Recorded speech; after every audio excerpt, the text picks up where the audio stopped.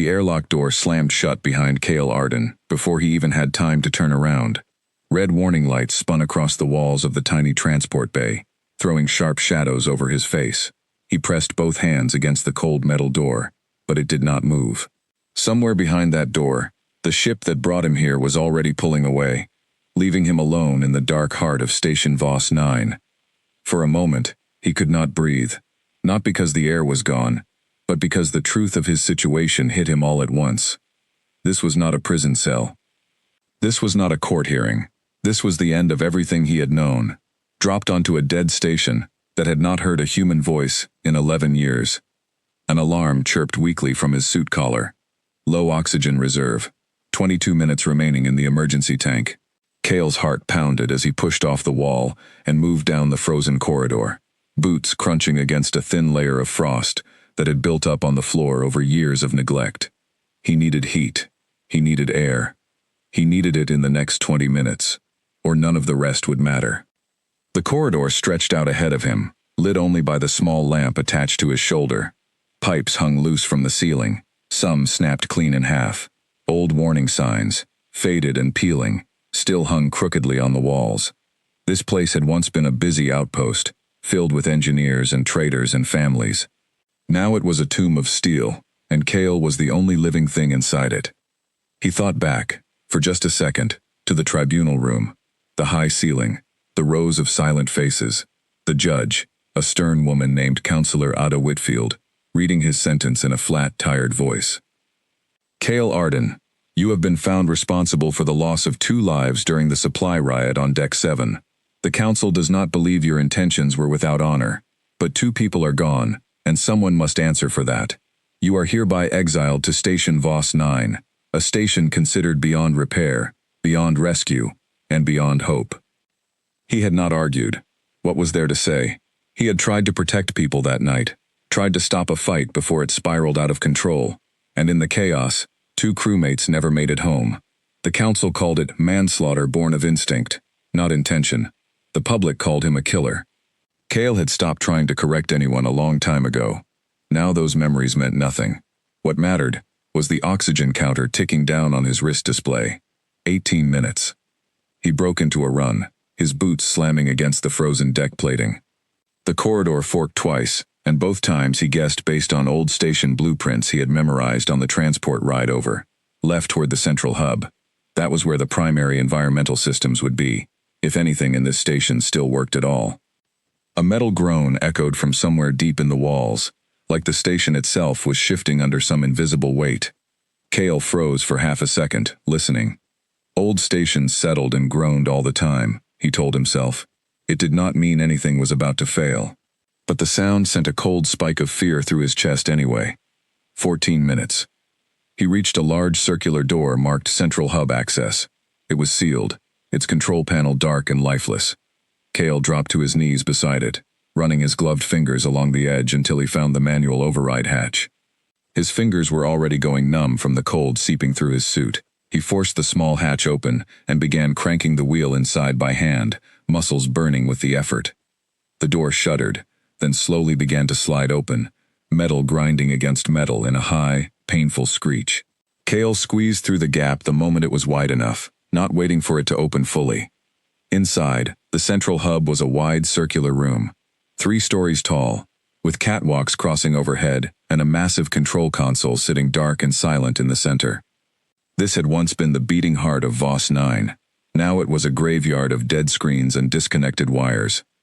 11 minutes. Cale's training as an engineer kicked in, pushing the fear to the back of his mind.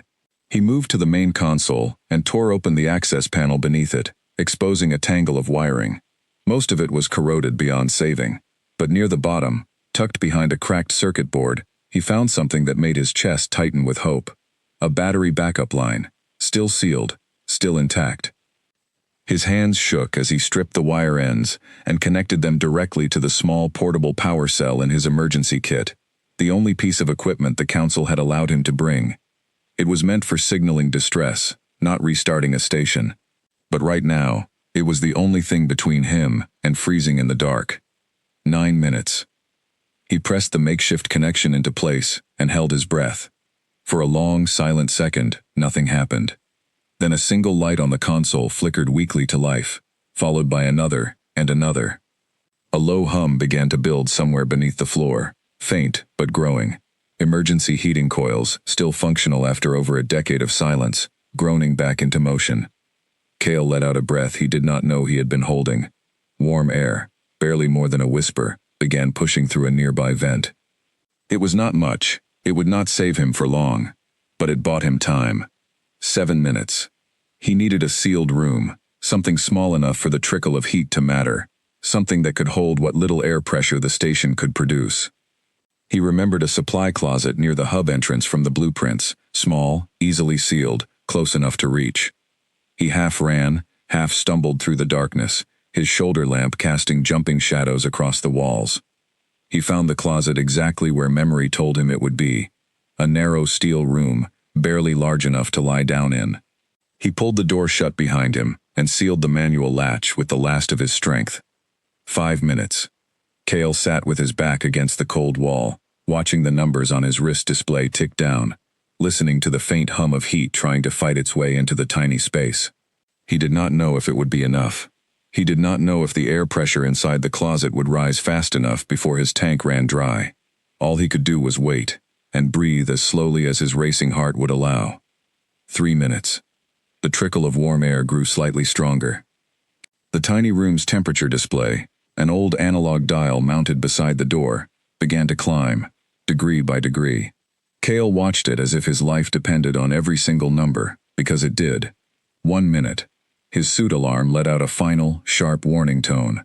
The oxygen tank was nearly empty. Cale pulled his emergency air mask tight against his face and closed his eyes, waiting for either relief or the end. The air pressure gauge on the closet door clicked past the minimum safe threshold, just as his suit tank hissed its last breath. He tore the mask away, gasping, and pulled in a lungful of cold, stale but breathable station air. It tasted like rust and dust and 11 years of nothing. It was the sweetest thing he had ever breathed. For a long moment, Cale simply sat there on the frozen floor, shaking, alive, and utterly alone. Somewhere far above him, through layers of steel and silence, the transport ship that brought him here was already gone, vanished into the black, carrying away the last human voice he would hear for a very long time. He looked around the tiny closet, lit only by the weak glow of his shoulder lamp, and felt something strange settle over him. Not comfort, not safety, but a small, stubborn spark of determination. He had survived the first 20 minutes on a station everyone believed was a death sentence. That had to count for something. Cale Arden was not a killer by nature.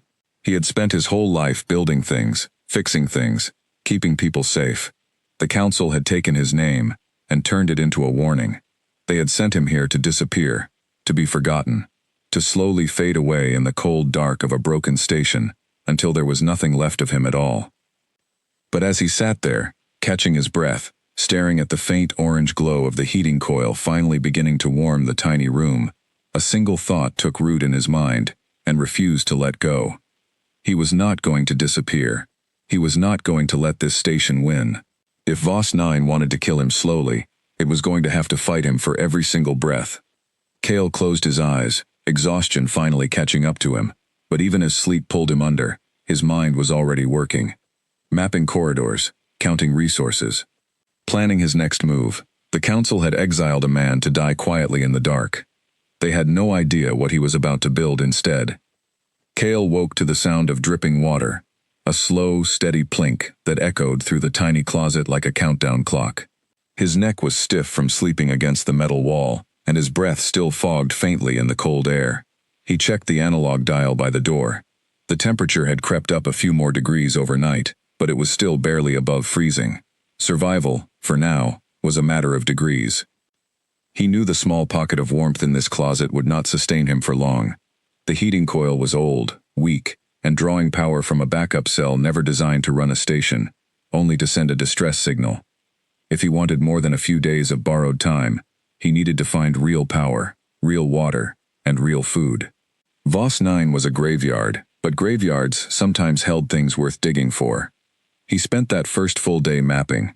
With a scrap of metal and a stick of grease pencil salvaged from his emergency kit, He sketched the corridors onto the inside of the closet door, marking every junction, every sealed hatch, every room he explored. It was slow, careful work, moving in short trips away from his tiny shelter and back again, never straying so far that he could not return before the cold became dangerous. The station was larger than he expected. Voss 9 had once housed nearly 400 people, engineers and traders and their families, before whatever disaster struck it 11 years ago. The blueprints in his memory only covered the main sections. The rest, he would have to learn by walking it himself. On his third trip out, in a long dormitory corridor lined with sealed doors, he found the first sign of what had truly happened here. A maintenance hatch, torn open from the inside rather than the outside, its edges scorched black. Beyond it, a tangle of collapsed piping, and a room filled with frozen mist that had crystallized over the years into strange, delicate patterns on every surface. He did not go further into that room. Something about the scorched metal and the twisted pipes told him enough. Whatever had killed Voss 9 had happened fast, and it had happened here. He kept moving, cataloging as he went. Water reclamation, offline but structurally intact. Hydroponics bay, dry and lifeless, but the growing racks were still standing. Crew quarters, mostly empty. Personal belongings left behind in the rush to evacuate. A child's drawing, still taped to one wall, faded almost to nothing. Cale made himself keep walking. There would be time to think about the people who once lived here. Right now, thinking too long about anything was a luxury he could not afford. By the fifth day, his rations were running dangerously low. The small pack of nutrient bars from his emergency kit was down to 3, and there was no telling how long it would take to find anything else to eat. He decided to push further than he had before, toward a section of the station marked on his mental blueprint as auxiliary power, hoping against hope that something there still worked. The corridor leading to it was longer and darker than any he had explored so far, the emergency lighting completely dead. He moved by shoulder lamp alone, listening to his own footsteps echo off walls that had not heard sound in over a decade. Halfway down the corridor, his lamp caught a glint of something metallic on the floor ahead. He approached slowly and found a maintenance drone, one of the old automated units that used to handle basic repairs around the station. It lay on its side, one of its limbs bent at a wrong angle, its casing dulled with years of dust. Cale crouched beside it and, out of habit more than hope, popped open its access panel. The internal battery, to his surprise, still held a faint charge. Not enough to power the drone, but enough, perhaps, for something smaller. He carefully removed the cell and tucked it into his kit. Every small piece mattered now. Every scrap of power was a piece of his survival. He reached auxiliary power an hour later, his hands nearly frozen despite his gloves.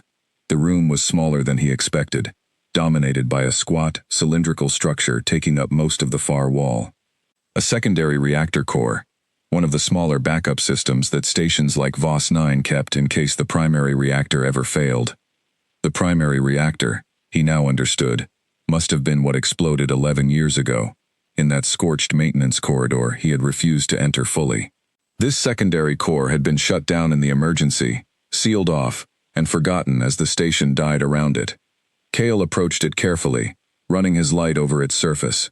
There was damage, cracks along one section of casing, corrosion around several access points, but the core structure itself looked intact. If he was reading the old warning labels correctly, this reactor had been shut down manually, not destroyed. Someone, in the last desperate moments of the evacuation, had taken the time to secure it, rather than let it fail alongside the primary.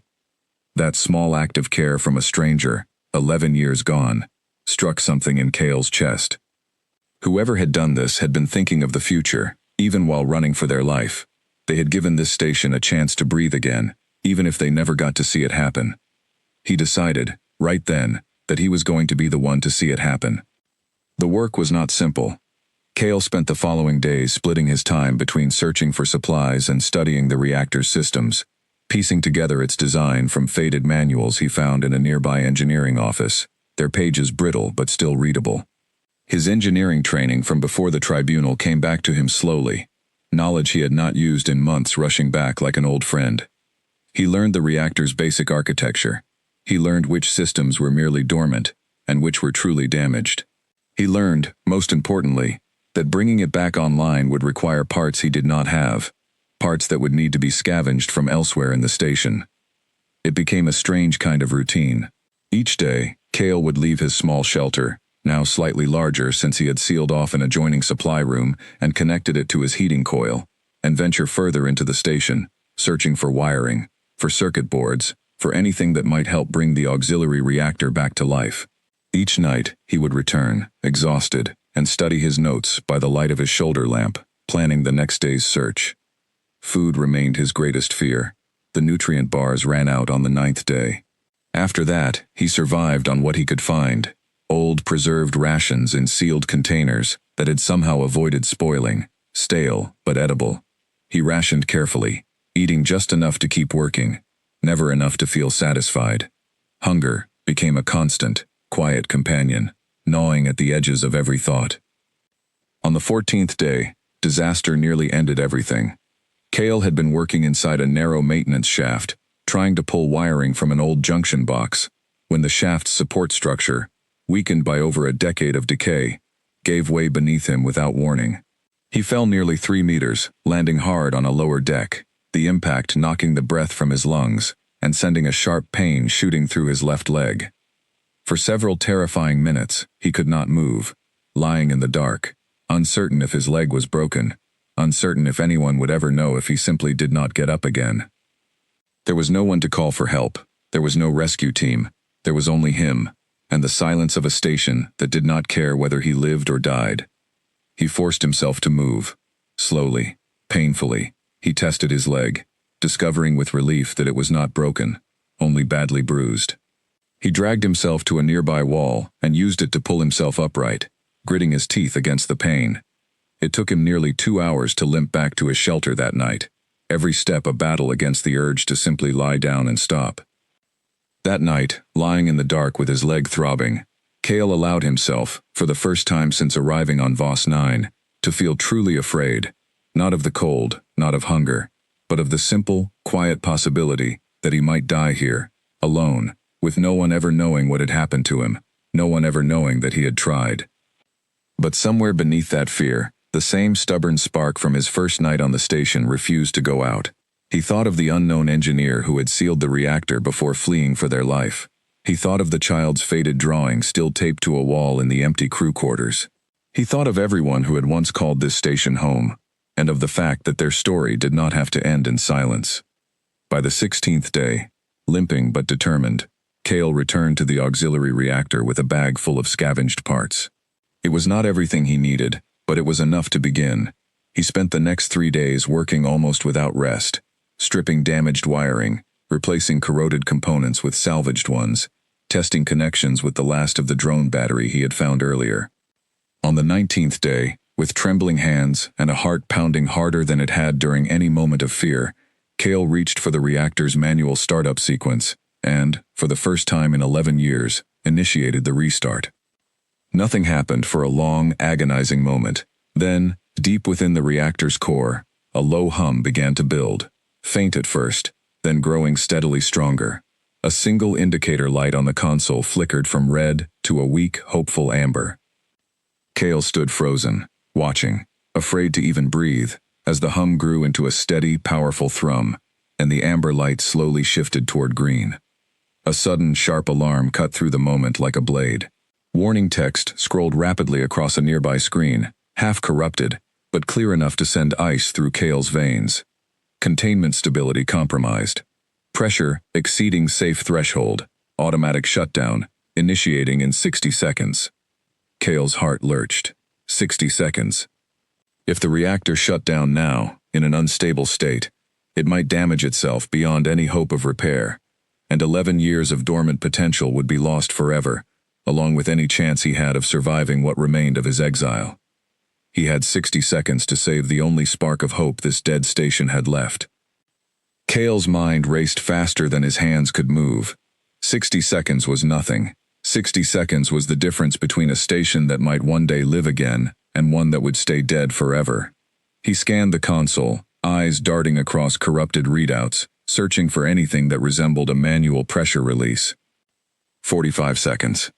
His fingers found a small lever near the base of the console, half hidden behind a cracked panel, labeled with faded letters, that once read, "Emergency Vent."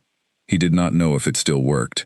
He did not know if pulling it would save the reactor, or destroy it completely. But standing still meant certain failure, and Cale Arden had not survived 19 days on a dead station just to freeze now. 30 seconds. He gripped the lever with both hands, and pulled with every ounce of strength he had left. It resisted at first, rusted stiff from years of disuse, then gave way all at once, sending him stumbling backward as a burst of pressurized gas hissed violently from a vent overhead, filling the room with a sharp, metallic smell. The warning alarm cut off mid-tone. The scrolling text on the screen froze, then slowly reset, numbers falling back into safe ranges one by one. Containment stability restored. Cale sank to his knees on the cold floor, chest heaving, staring at the softly glowing green light on the console, as if it were the most beautiful thing he had ever seen. The reactor was alive, weak, limited, running at a fraction of its original capacity, but alive. For a long moment, Cale simply knelt there in the dim light, letting the reality of what he had just done settle over him. 11 years of silence, and he had brought a piece of this station back from the dead with nothing but scavenged wire, stubbornness, and a refusal to accept the ending the council had chosen for him. He allowed himself exactly 1 minute to feel something like triumph.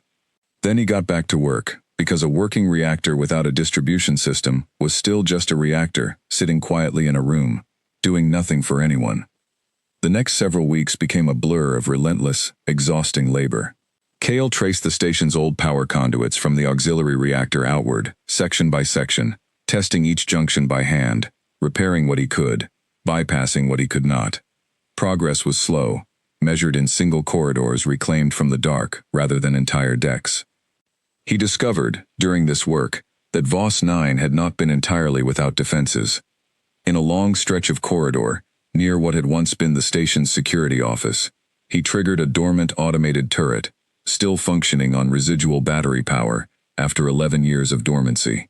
It swiveled to life with a mechanical whine the moment his shoulder lamp crossed its sensor, and Cale barely had time to throw himself behind a support pillar before it fired a warning burst of compressed air pellets meant to disable intruders rather than cause serious harm. His heart pounding, Cale pressed himself against the cold metal, mind racing. The turret system, he realized after a tense moment of listening to its servos whir and reset, was running on an old security protocol, likely left active by whoever had programmed the station's defenses before the evacuation, still treating any unauthorized movement as a threat to be neutralized. He could not simply run past it. He needed to disable it, or find another way through. Working carefully from behind cover, using a length of pipe to trigger its motion sensor from a distance, Cale studied its firing pattern over several attempts, learning its blind spots, the brief pause between detection and response. On his fourth attempt, timing his movement to that narrow window, he darted forward and reached the turret's base access panel, tearing it open and severing its power line before it could fully track him again. The corridor fell silent. Cale allowed himself a shaky breath, then pressed forward, adding the security office to his growing map of reclaimed territory. Inside the security office, dust thick on every surface, he found something that answered the question that had been sitting quietly in the back of his mind since his first day on the station. A data terminal, its screen cracked but still partially functional, held the final logs recorded before Voss 9's evacuation. Cale sat down in the old chair, ignoring the way it creaked under weight it had not held in over a decade, and began to read. The logs told a story of a slow, creeping failure. A fault in the primary reactor's cooling system, initially dismissed as minor, had gone unaddressed for weeks due to supply shortages and delayed maintenance requests. By the time the fault became critical, it was too late for a controlled shutdown. The evacuation had been chaotic, rushed, everyone racing for the transport docks as alarms blared through every corridor. One entry, logged by an engineer named Alara Finch just minutes before the final evacuation call, caught Cale's attention more than any other. She had written, in short, hurried sentences, about manually sealing the auxiliary reactor to preserve it for whoever might need it someday, even as the primary core behind her groaned toward failure. She had not known if anyone would ever return. She had done it anyway. Cale sat with that log for a long time, feeling a strange kinship with a woman he would never meet, who had made a choice, in her final moments on this station, to think of a future she would never see. He decided, somewhere in that quiet moment, that he owed it to her, and to everyone who had once called Voss 9 home, to finish what she had started. He returned to his work with renewed purpose. Section by section, corridor by corridor, he expanded the reach of the auxiliary reactor's power, restoring lighting to long-dead hallways, coaxing life support systems back into weak but steady function, repairing water reclamation units, drop by drop, until clean water once again flowed from station taps, for the first time in over a decade.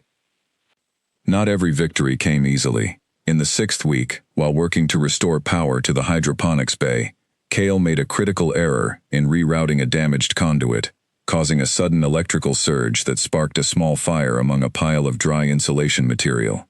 Flames caught fast in the oxygen-rich air, and for several terrifying minutes, Kale fought desperately with a scavenged extinguisher and torn strips of fabric, smothering the flames before they could spread to anything critical. He stood afterward, coughing, soot streaked across his face, staring at the scorched section of wall, and felt something close to despair for the first time in weeks. One mistake, and everything he had built could have been undone in minutes. But as the smoke cleared and he assessed the damage, he realized the harm was contained, repairable, survivable. He allowed himself a moment to shake, to feel the fear fully, and then he cleaned up the mess and kept working, more careful than before, but no less determined. By the 10th week, the hydroponics bay held its first tray of struggling green shoots, grown from a small packet of preserved seeds he had found sealed in a forgotten storage locker.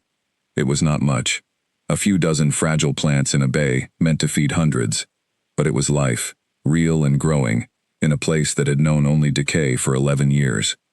Kale began to notice changes in himself during this time as well. The gaunt, hollow look that had settled into his face during those first desperate weeks began to fade, replaced by the steady, weathered look of a man who had found purpose in impossible circumstances. He talked to himself sometimes, in the long silent hours of repair work, not out of loneliness exactly, but because it helped to hear a voice, even his own, in a place that had been silent for so long. He named sections of the station as he reclaimed them, small private jokes only he would ever understand. The corridor where he had disabled the turret became Turret Alley. The hydroponics bay became simply the garden. His original shelter, now expanded into a proper set of quarters with restored heating and lighting, he called Base 1, a small joke about starting from nothing. By the 14th week, enough of the station's systems were online that Kale made a decision that had been building in the back of his mind for some time. He made his way to the station's communications array, a large dish mounted on the outer hull, accessible through a long, narrow maintenance corridor near the station's edge. The array itself was heavily damaged, half its components stripped by the automated systems for parts during the desperate final days before evacuation, the rest corroded by years of exposure. Restoring full communication capability, the kind that could reach across the vast distances back to inhabited systems, was likely far beyond what he could manage with the parts and knowledge available to him. But a short-range broadcast, strong enough to reach any ship passing within a reasonable distance of Voss 9's old trade route, that felt achievable. Kale did not intend to call for rescue. He was not foolish enough to think the Council would welcome him back, even if he could reach them. But a station broadcasting a steady signal, rather than pure silence, might one day catch the attention of someone passing by. And after 4 months of talking only to himself, Kale found that he simply wanted, more than anything, to know that the signal was out there, even if no one ever answered. He spent nearly 3 weeks rebuilding the array's core transmitter, salvaging parts from the station's smaller secondary dishes, rewiring damaged circuits with the careful precision of a man who had learned, through hard experience, exactly how much depended on getting every connection right. On the day he finally activated the rebuilt array, standing in the small control room beneath the dish, watching the signal strength indicator climb steadily upward, Kale felt something shift inside him. This was no longer simply survival. This was no longer just staying alive one day at a time in a forgotten corner of space. This was rebuilding. This was proof, undeniable and growing stronger every day, that a man the Council had thrown away as beyond hope could take a dead station and, piece by piece, breathe life back into it. The signal strength indicator reached full power and held steady, a quiet, steady pulse, broadcasting out into the black silence of space, carrying with it a simple message Kale had recorded himself, stating only that Station Voss 9 was active, occupied, and, against every expectation, alive. He did not know, standing there in that small control room, who might one day hear that signal. He did not know that its reach would eventually stretch far beyond anything he could have imagined, drawing attention from places he never expected, and setting into motion events that would test everything he had rebuilt. For now, he simply stood in the glow of a working console, in a station full of light and water and growing green things, and allowed himself, for the first time since the tribunal had sentenced him to disappear, to feel something dangerously close to hope. 6 months after his exile began, Kale Arden had turned roughly a third of Station Voss 9 into something that could almost be called a home. Lights burned steady in a dozen corridors. Water ran clean from restored taps. The hydroponics bay, once a single struggling tray of shoots, had grown into 3 full rows of vegetables, enough to finally push the constant gnawing hunger back to something manageable. He had fallen into a rhythm, waking each morning in Base 1, checking the reactor readouts, tending to the garden, and spending his days pushing the boundary of reclaimed territory a little further outward. The work never truly ended. Something always needed repair, some system always demanded attention. But for the first time since his sentencing, Kale found a strange kind of peace in the routine. That peace shattered on the morning the proximity alarm sounded for the first time in the 6 months he had been aboard. The sound was unfamiliar to him, a sharp, rising tone he had never heard the restored systems produce before. Kale dropped the tool he had been using to repair a broken water valve and sprinted toward the nearest working console, heart hammering with a mixture of fear and disbelief. Someone, or something, was approaching the station. The console display, grainy but functional, showed a single ship on approach vector, moving slowly, cautiously, the way a ship moves when its crew expects to find nothing but a dead husk floating in space. Kale stared at the blinking icon for a long moment, unsure whether to feel hope or dread. After 6 months of speaking only to himself, the idea of another human voice felt almost unbearably strange. He made his way quickly to the primary docking bay, one of the few sections he had fully restored, and watched through a reinforced viewport as the ship drew closer. It was a mid-sized trade vessel, worn and patched in a dozen places, clearly built for scavenging rather than commerce. The kind of ship that made a living, picking through the bones of dead stations exactly like this one had been, before Kale arrived. The ship docked with a heavy clank that echoed through the bay, and for several long minutes, nothing happened. Kale stood well back from the airlock, uncertain what to expect, every instinct sharpened by months of isolation and hard survival. When the airlock finally cycled open, 3 figures stepped through, weapons drawn but lowered, clearly expecting an empty station, rather than the sight that greeted them. A man in his 40s, broad-shouldered with a weathered face and cautious eyes, stepped forward first. He wore the patched jacket of a scavenger captain, a name stitched crudely above the pocket that read Owen Wells. Behind him stood 2 others, a younger woman with sharp eyes named Grace Bennett, and an older man named Henry Dalton, both scanning the docking bay with clear confusion. Owen's gaze landed on Kale, and for a long, tense moment, no one spoke.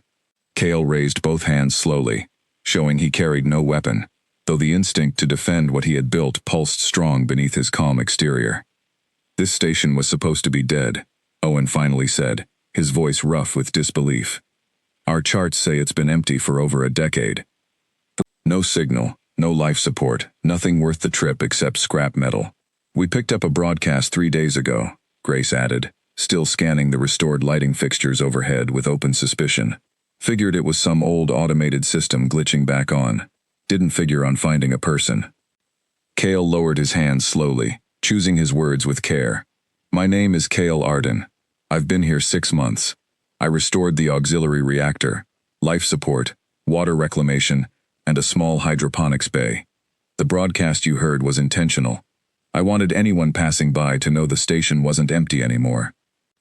Henry Dalton stepped forward, studying Kale with narrowed eyes. One man did all this? Alone? He gestured at the working lights, the humming ventilation, the faint sound of water moving through pipes that had been frozen solid for over a decade.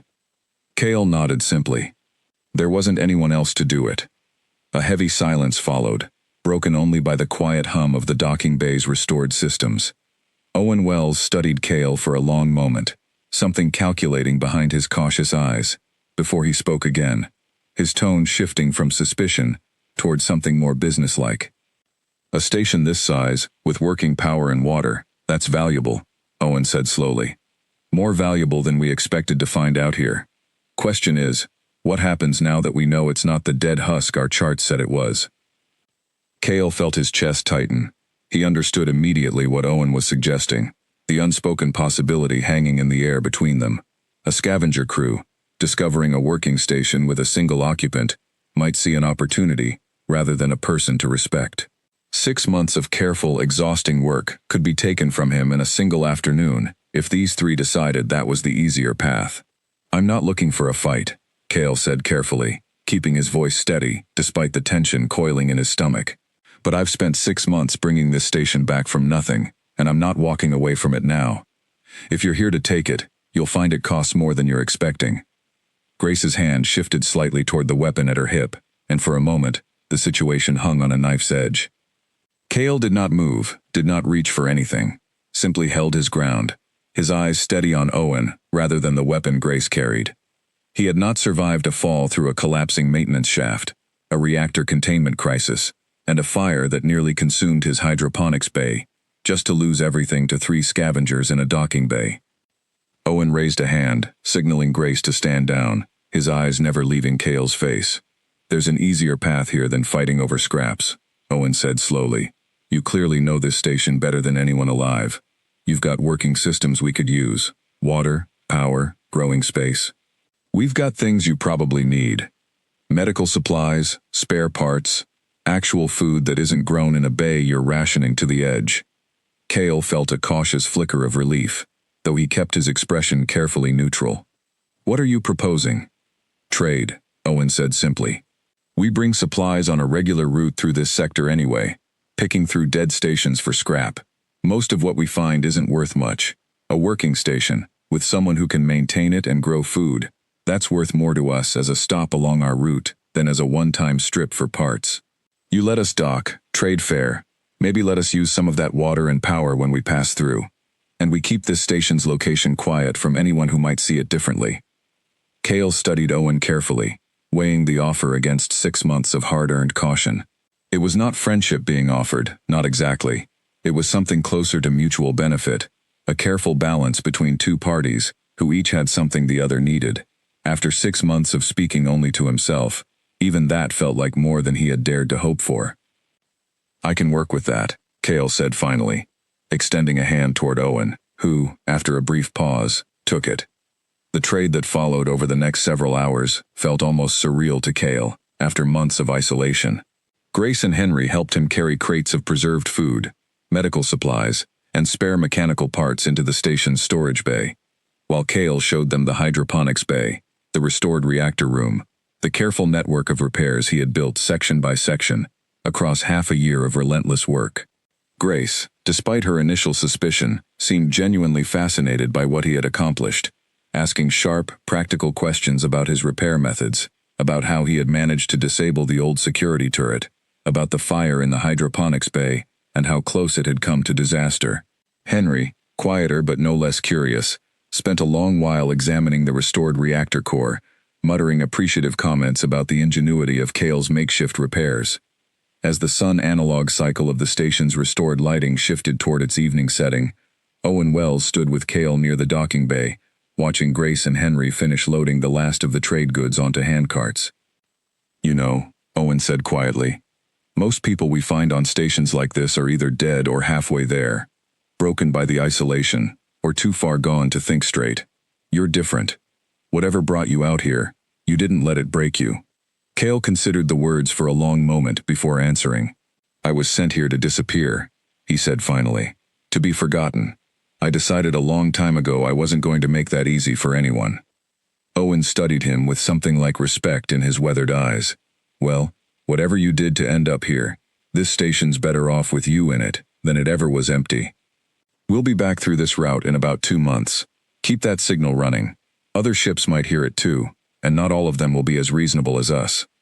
The warning settled uncomfortably in Cale's chest, as he watched the scavenger ship undock and drift away into the black, its running lights fading slowly into the distance.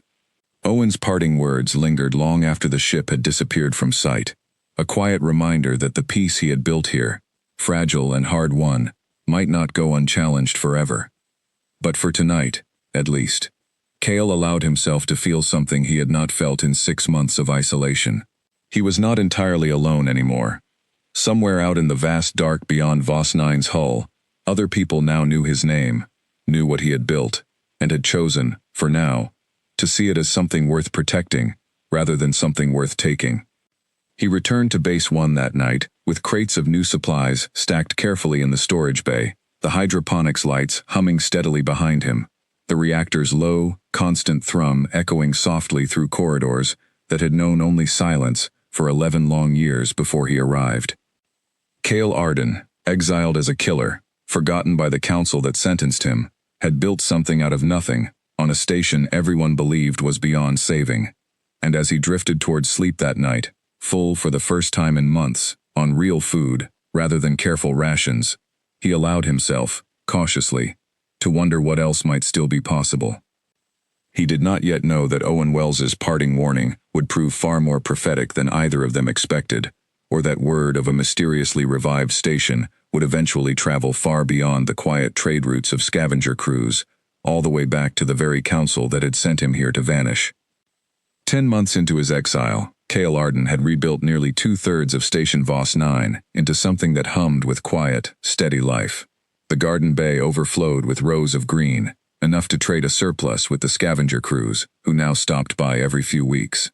The reactor ran strong and stable, powering lights across most of the station's decks.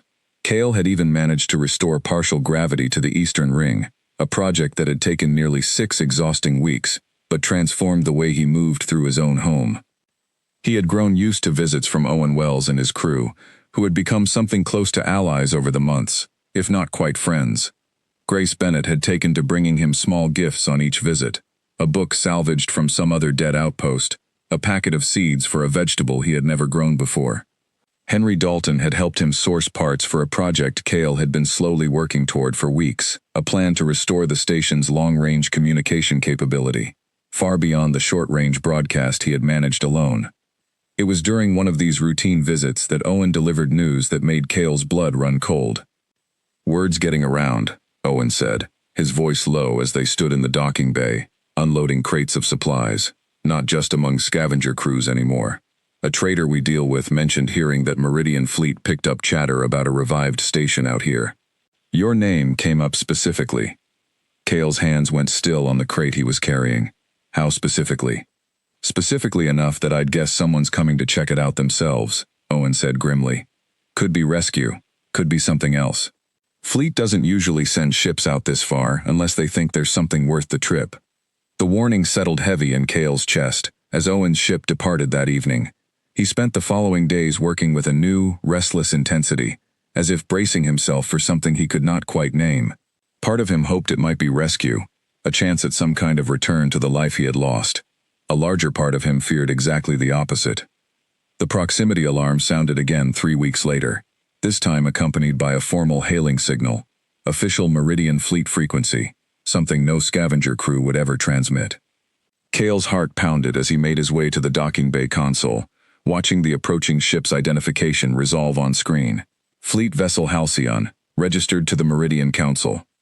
He stood in the docking bay as the ship completed its approach, memories of the tribunal room flooding back with sudden, sharp clarity. The stern faces, the flat, tired voice reading his sentence. He had not expected, in all his months of rebuilding, that the council might one day come looking for him. The airlock cycled open, and a single figure stepped through, dressed in the formal gray uniform of a fleet official.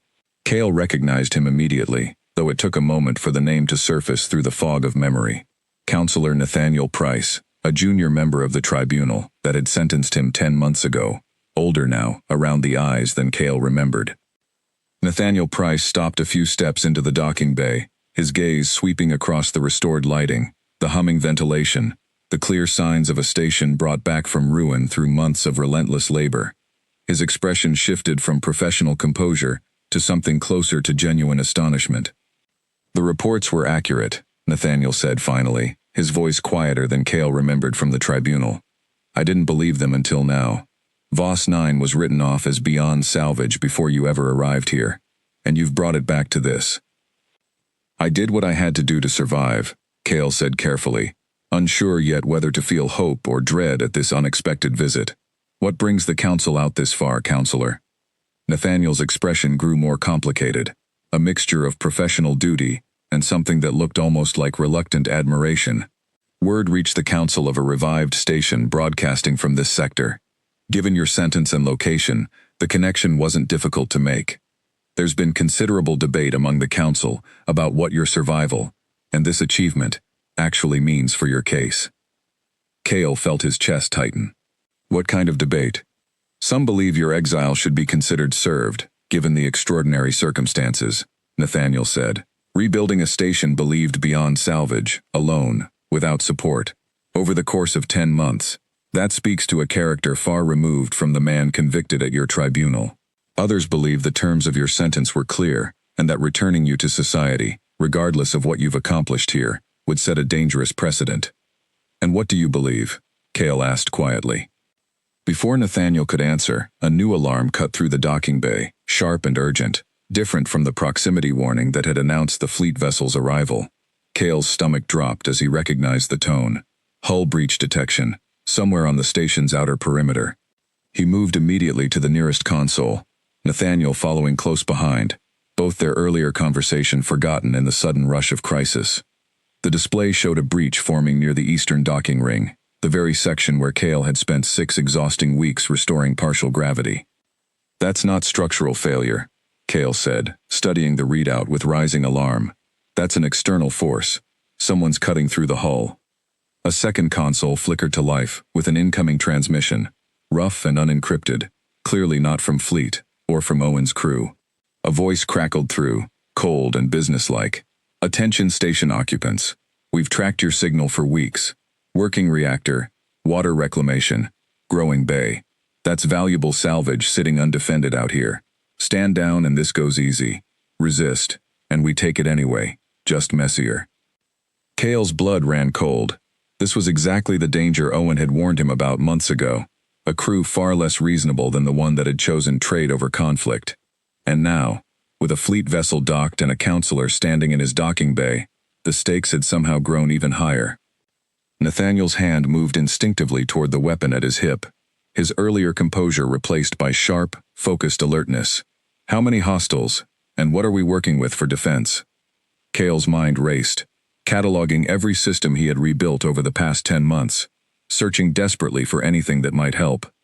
The old security turret, he said suddenly. Turret alley, near the security office. I disabled it months ago, but if I can reroute power from the reactor directly to its control system, bypass the damaged section entirely, it might still function. That's your plan? Nathaniel asked, disbelief evident in his voice. One disabled turret against a hostile boarding crew. It's what I've got, Cale said firmly, already moving. You've got a fleet sidearm and combat training. I've got 10 months of knowing every inch of this station better than anyone alive. Between the two of us, we use what we have. They moved quickly through corridors Cale knew by heart, every turn, every shortcut memorized through months of careful exploration. Behind them, the sound of the hull breach grew louder, metal groaning under the strain of forced entry, followed by the sharp hiss of an emergency seal engaging to prevent full decompression. They reached the security office in minutes, Cale dropping immediately to the turret's control panel, while Nathaniel took position near the doorway, weapon ready, watching the corridor for approaching threats. Cale's hands moved with practiced speed, rerouting power lines he had studied and repaired months earlier, bypassing the damaged section Owen's crew had once helped him identify.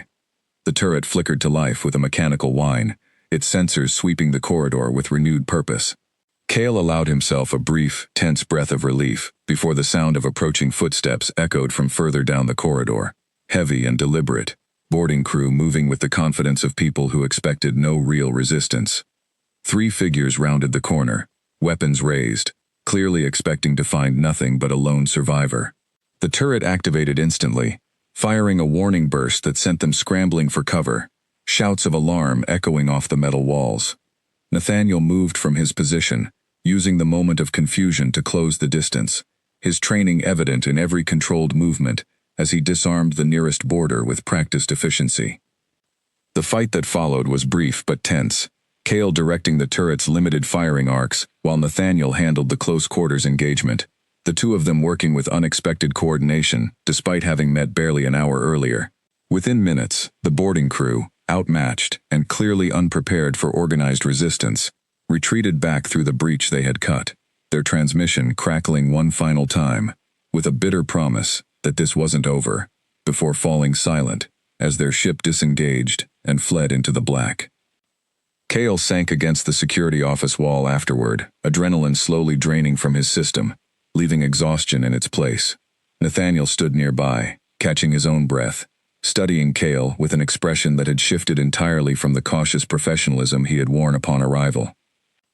"You just defended this station with a rewired turret and 10 months of memorized corridors," Nathaniel said slowly, "against an armed boarding crew.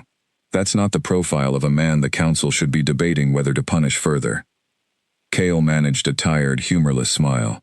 "I told you, I wasn't going to make it easy for anyone to take this from me."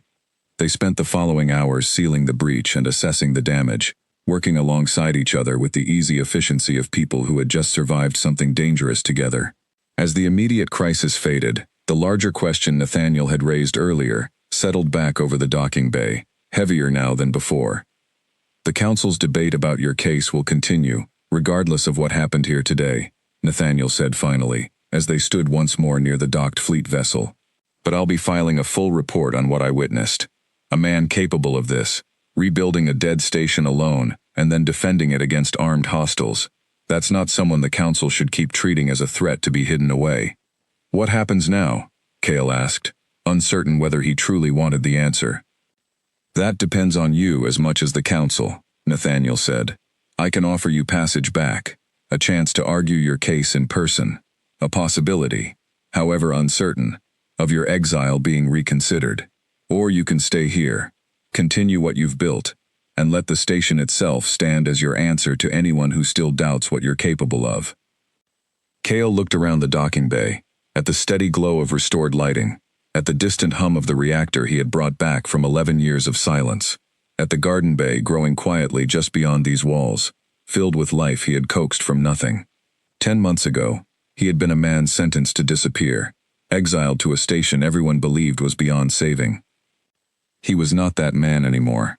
"I'm staying," Kale said finally, the decision settling into place with a certainty that surprised even him.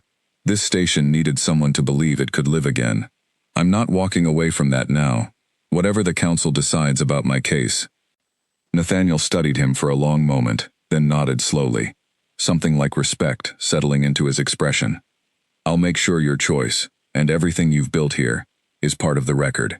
Whatever the council ultimately decides, they'll decide it knowing exactly who you've become out here." The fleet vessel departed later that day, carrying Nathaniel Price and his report back toward the council chambers where Kale's original sentence had been decided.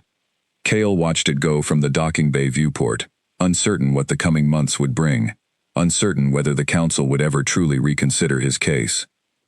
But as the ship faded into the distance, he turned back toward the corridors of Station Voss 9, toward the reactor humming steadily in auxiliary power, toward the garden bay heavy with growing green life, toward Base 1 and Turret Alley, and every other small, hard-won victory scattered across the decks he had brought back from 11 years of silence.